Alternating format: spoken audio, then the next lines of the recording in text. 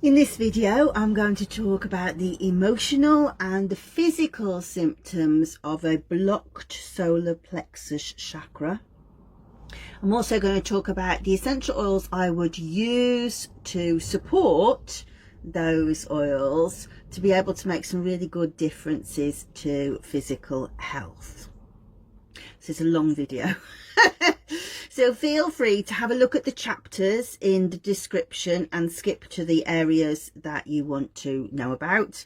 The main areas that I'm going to be talking about are irritable bowel syndrome and digestive issues, whether that's bloating or indigestion, etc. Diabetes. Also muscular issues to do with the upper torso and the upper back. And also the effects of stress. And stress is a really big one because this centre is about how we turn up in the world, how we feel about our identity, our confidence and our willpower. So you can see how from a mind, body, spirit aspect, somebody who doesn't feel very confident will feel stressed and suddenly they'll have a flare up with their irritable bowel syndrome. And so we're going to talk about a lot of different oils. So between each section, if you just wait, you will come to a slide with all the details you need about the essential oils that I've talked about, including the maximum dilution to be able to use them at, and also their safety. I'll try and be organised. Quite often I'm not very organised in my thought, so you might find that I zip between sections, but I'll try not to. Before we go into that though, I noticed last week that we have an awful lot of new people watching the chakras videos that perhaps haven't found me through aromatherapy. It's great to see you. For those of you who don't know me, I'm Elizabeth Ashley, the Secret Healer. I'm a clinical aromatherapist with over 30 years professional experience, and also mind, body, spirit medicine is my bag. Now, I noticed that over 71% of people who watched last week were not subscribed. So please do bang on the subscribe button, because I'll be doing lots about the chakras over the next few weeks, and also about the auras and the different etheric bodies. And then after that, we'll be talking quite a lot about nature spirits, so you won't want to miss that. And also please do like and share the content with anybody that you feel might find it useful, because not only will it help people really get some good essential oil knowledge, but also helps the algorithm to help me, so everybody's happy. So with that, let's talk about the solar plexus chakra. So for those of you who don't know, the chakras are a really ancient technology of healing, but they didn't exist in the form that they do now originally. So right back to around about 500 BCE, we see that in different Hindu texts they were talking about the energy centers, but we don't see mention of the 7 chakras until around about the 11th century, and that's in tantric texts. And then they didn't exist in the form that they do now. They were very much about spirituality and about being able to move energy through your body to be able to have a force. And actually the original teaching is quite similar to what we see now, that this is about confidence, this is about willpower. But its name, Manipura, means resplendent gem or lustrous gem, residence of the gems, or the city of jewels. And that's so much more romantic, I think, than saying this is about the liver. So this newer stuff came around about 1930 through a man called Ledbetter, C.W. Ledbetter, and he had said, well, I think that not only do I see the chakras vibrating on colours of the rainbow, and that Manipura is yellow, but I also see that they connect to organs, and so the pancreas, but specifically with nerves, plexus of nerves. Well, plexus seems easy to understand in this one, solar plexus. Celiac plexus, which is just below the sternum and just above the diaphragm. So if you breathe,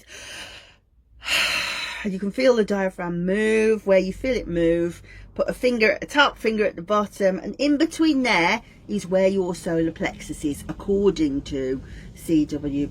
Ledbetter. And this celiac plexus is what sends information to the brain and back again from the digestive system. So Ayurveda says this is the home of Anyi, the metabolic fire. And so if we have deficient or low levels of Anyi, things don't metabolize. And by that I mean food, but I also mean ideas. We get stuck thinking, we get feeling very stagnant, very bloated. So this is a really kind of important area to be able to control, to be able to manipulate, but to be able to nurture, to feed with energy. It's really the powerhouse of our system. And in tantric beliefs, we have the idea that energy comes up from the root chakra and down from the crown chakra. Now it meets at the heart chakra. We're not quite there yet, but this metabolism of to make the power is really, really important here. So I'll do you a quick slide to put all that information in.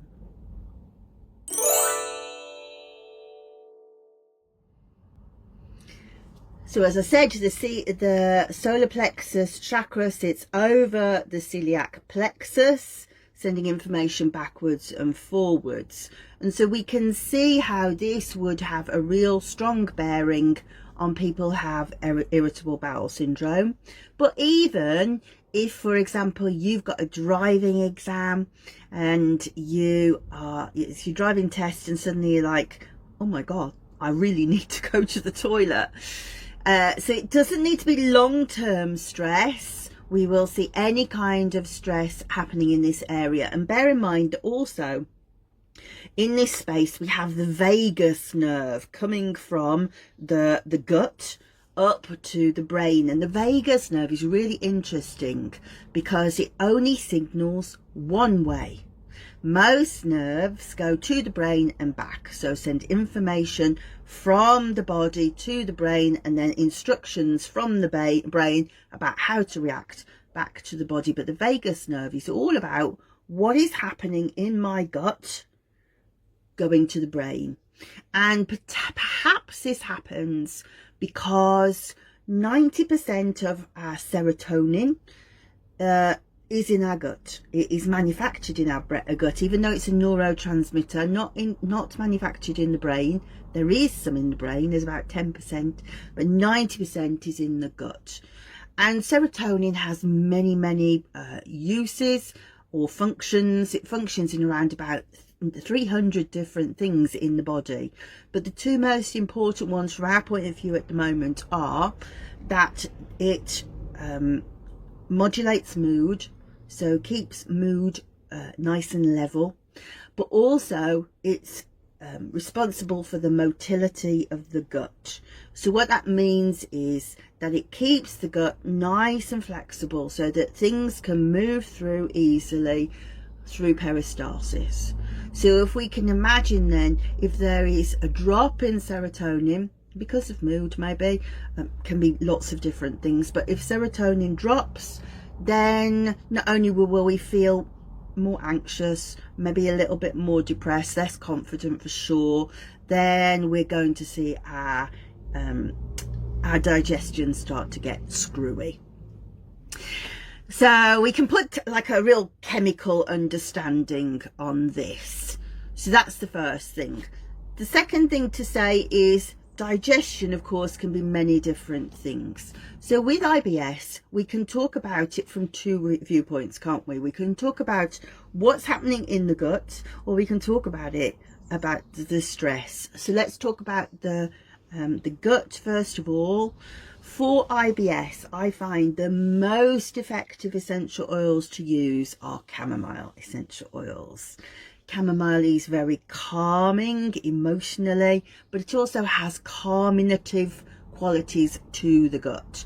So yes, use essential oils, and I would particularly say Roman chamomile essential oil for this, but I would also say drink chamomile tea. It has a profound effect. The other one, which we would not necessarily think of as a solar plexus oil, would be jasmine absolute, or sometimes we say essential oil, but jasmine absolute. Very good if you've got things like diverticulitis or celiacs or Crohn's disease, because it's really good at soothing the actual spasms of the gut. So loads and loads of science behind using jasmine for our gut. What's interesting is normally when you hear people talk about jasmine, they'll be talking about it for skincare or for libido.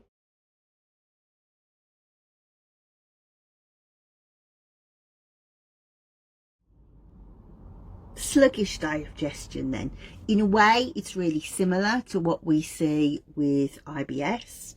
So I would go chamomile again, Roman chamomile, peppermint, cardamom. I also love mandarin essential oil.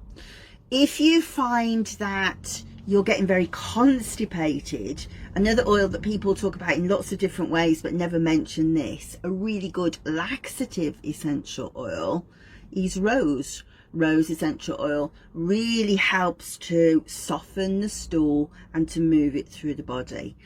And probably goes without saying, what you can really do here is think about how much water that you're drinking. Don't use your essential oils in the water. Tastes horrible. I don't care what people say, it tastes horrible. But make sure you have plenty of water to move, to give the gut enough fluid to be mobile.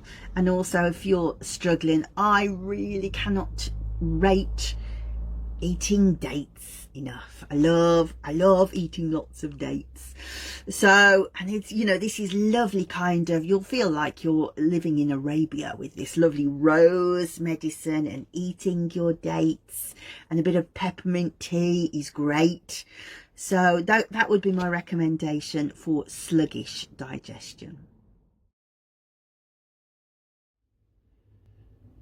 So those of you who've been watching all the way through will be going, wait, what again? So for indigestion, same oils. Heartburn, chamomile, peppermint, ginger, excellent. I haven't mentioned ginger for the sluggish digestion, but that ginger is absolutely fantastic for moving things, heating things. Heating the fire of Yi. Remember, that's what's powering the solar plexus chakra. Ginger is absolutely incredible for those. And these are all things you can eat in normal diet. I really wouldn't recommend using them to eat or drink the essential oils, because they taste absolutely disgusting. But peppermint tea, ginger tea, excuse me, ginger tea, chamomile, you know, these are really good dietary helps for heartburn, for indigestion. Incidentally, heartburn, perhaps stay away from the ginger, because your body's already going huge amounts of fire. We don't want to add to that.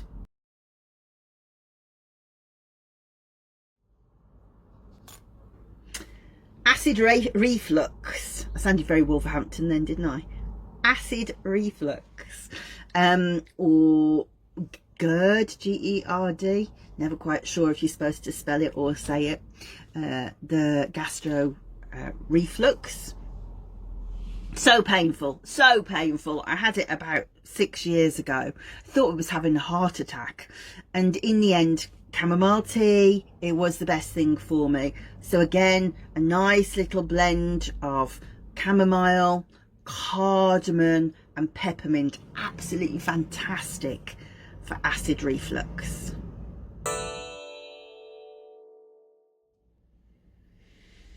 Now, when things start to slow down and become sluggish in this area, we obviously get bloating.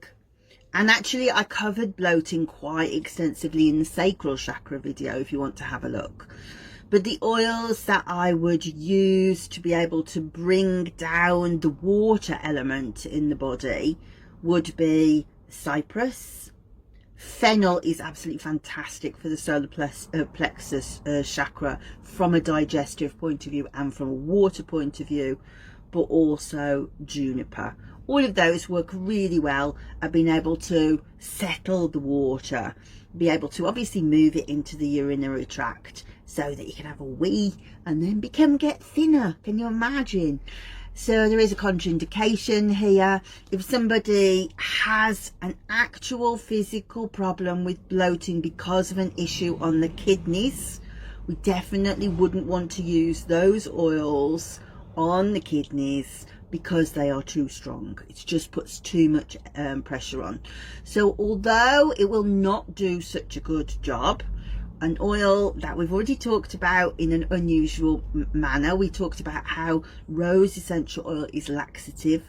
Rose essential oil is also a tonic for the kidneys. So it's gentle enough to be able to use. It will not work as fast as fennel, which goes pew. It's like somebody opens the floodgates. Incidentally, make sure you're going to be by the toilet when you're going to use that medicine. But rose is much more gentle. And perhaps we should say, for those people who perhaps don't know much about essential oils, perhaps two things that you should be aware of. That when you use an essential oil, it doesn't have side effects. What it does have is many main effects. So you're seeing that, aren't you? You're seeing that with chamomile. Chamomile is calming to the nerves and calming it in the gut. You're also seeing it with rose essential oil that we've said is for hormones. It's also for the skin. It's also for grief. It's also for renal colic, and it's also for laxative.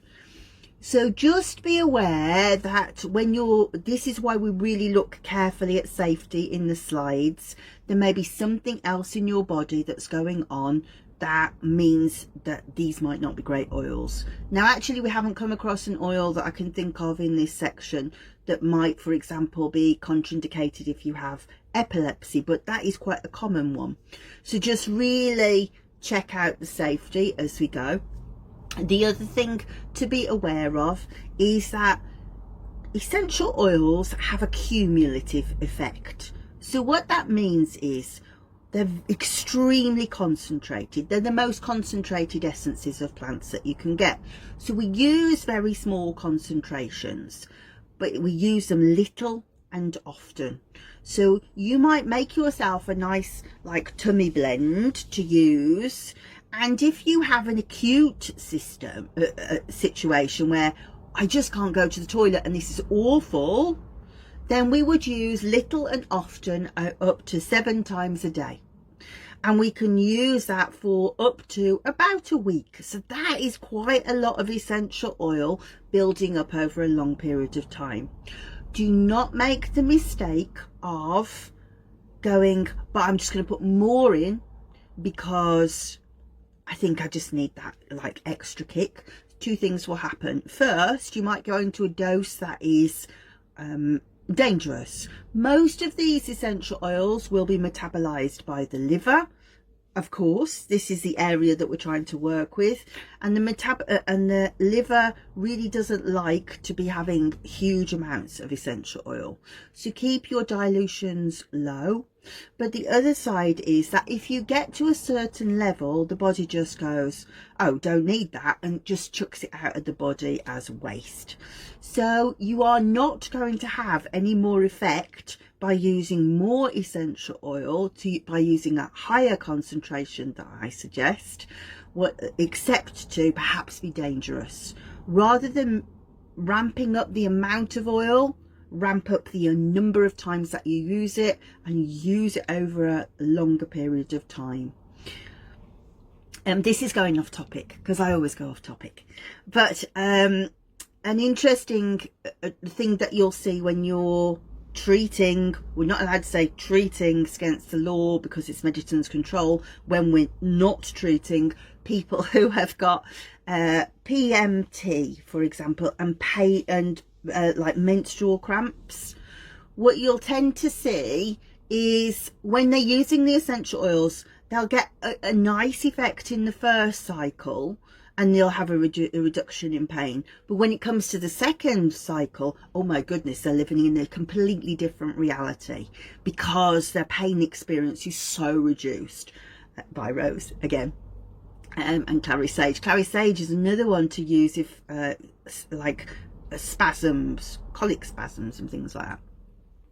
And so as a demonstration then, that first month, yeah, we see a good effect, but using it over a longer period of time really makes a massive difference. And that is key to being able to use essential oils effectively. Use little and often, regularly.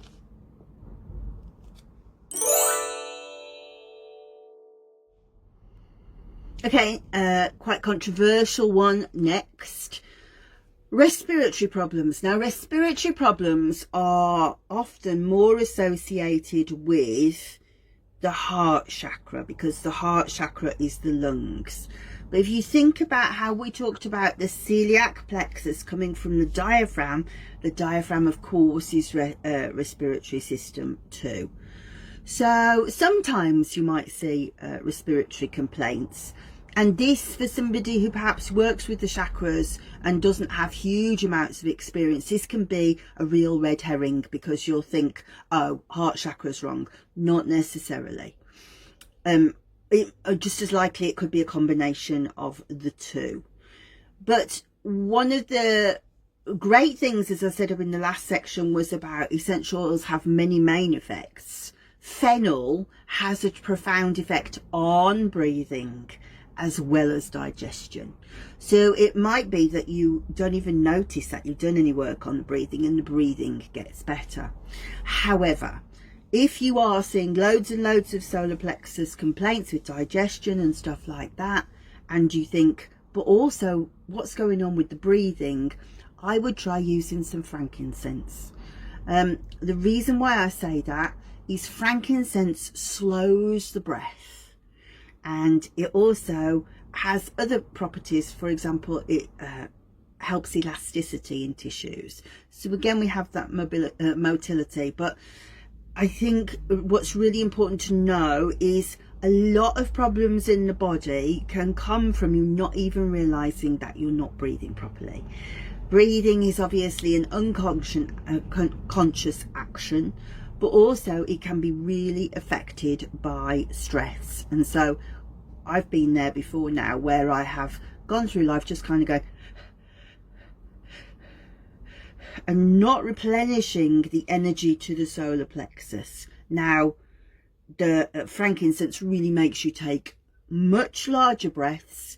It slows the breath and has really profound effects on stress. And so we'll see a whole gamut of improvements just by using frankincense, even though it's really not a solar plexus oil. Fennel, though, fennel definitely is.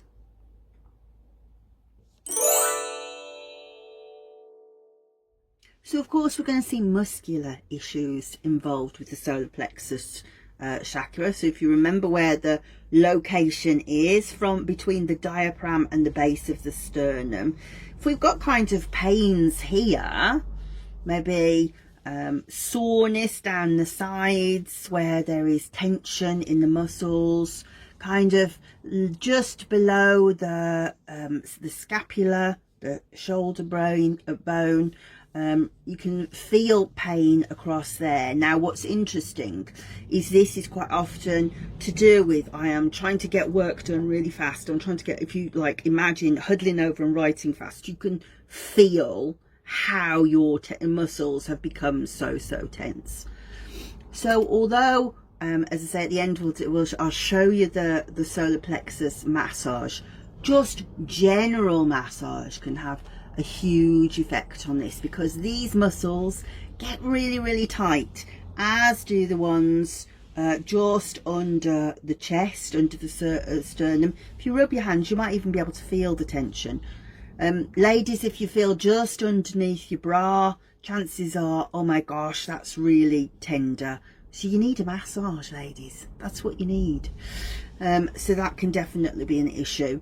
To release these muscles, yeah, you'll start to feel the trend starting now. Chamomile, rose, really good. Fennel, very good for muscular.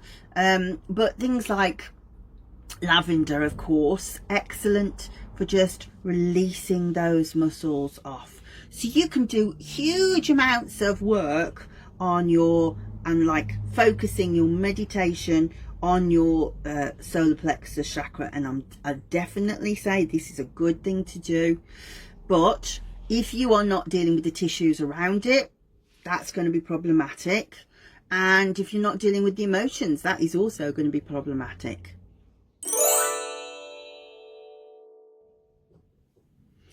One of the reasons why I mention muscular tissue is that, had you realised that your chakras can move? They really can, a lot. And so when I'm seeing a patient, I'll have them lying down on a massage couch. And what I tend to do is to douse, where is the chakra, where is the chakra, where is the chakra? And you'll be able to see how the energy goes. And sometimes you can go all the way up and go, but wait, what? I haven't got a solar plexus chakra. How's that? You can't just not have one. And it's so far off the midpoint of the line that the pendulum's not picking it up. Now, if you think about how problematic that is, that energy then is completely missing. There's can't be surely not Anyi, can it? Can't be looking after the body for diabetes, for example. Can't be. So if it's all the way over here, what do we do? Well, you might want to join me for some work on a project called the Sensorium Approach, which is coming out as a PDF later this year, where we're going to talk about exactly how you pick which is the right essential oil for your solar plexus based on your emotions at that time. But also I will be covering how do you diagnose, another word I'm not supposed to use, how do you diagnose what percentage your chakra is working at, how is it where is it located, where is my solar plexus located? It might not even be where it's supposed to be. It might have shifted. And what do we do if that happens? Well, there is a way of actually moving the chakra back using energy work, which I will teach you.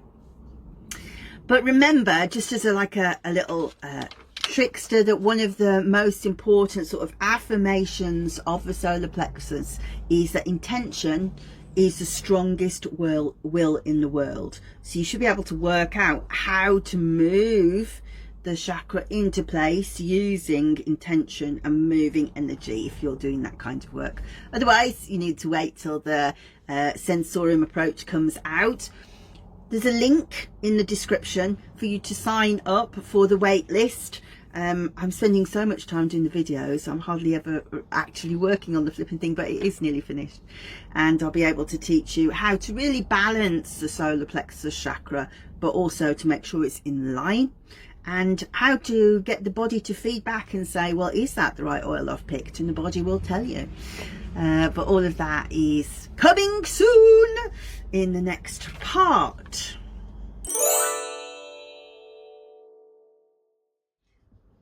So when we're working with essential oils for the solar plexus chakra, we can also blend that with energy healing.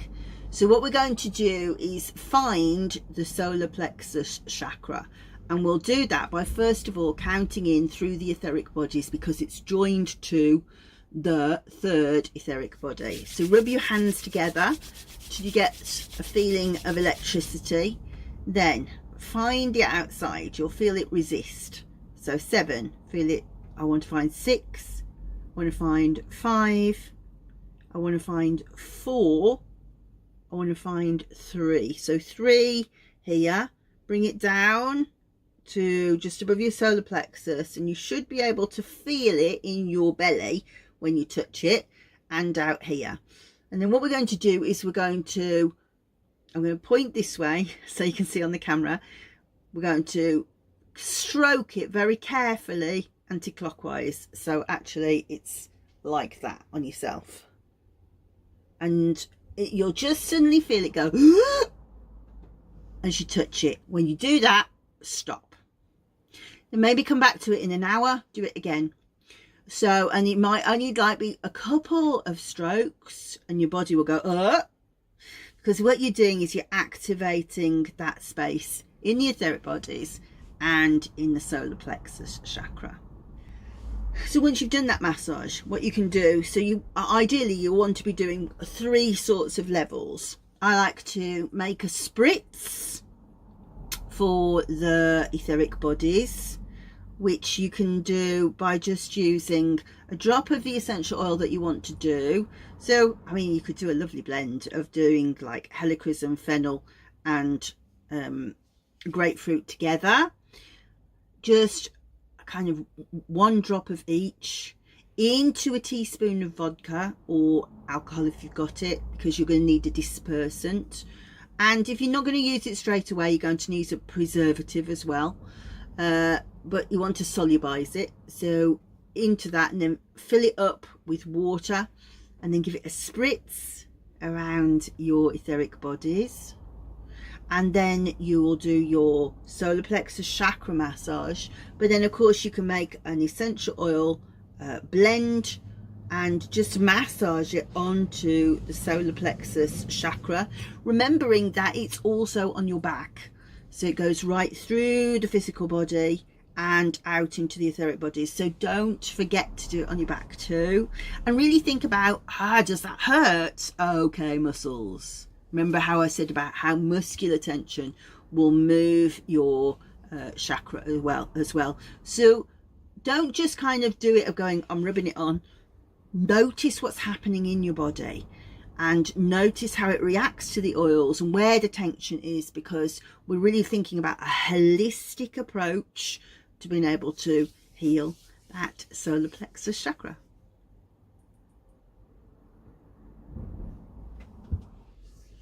So to do a really quick recap, probably the most important oils that you're going to want for the solar plexus chakra are chamomile, grapefruit, helichrysum, fennel.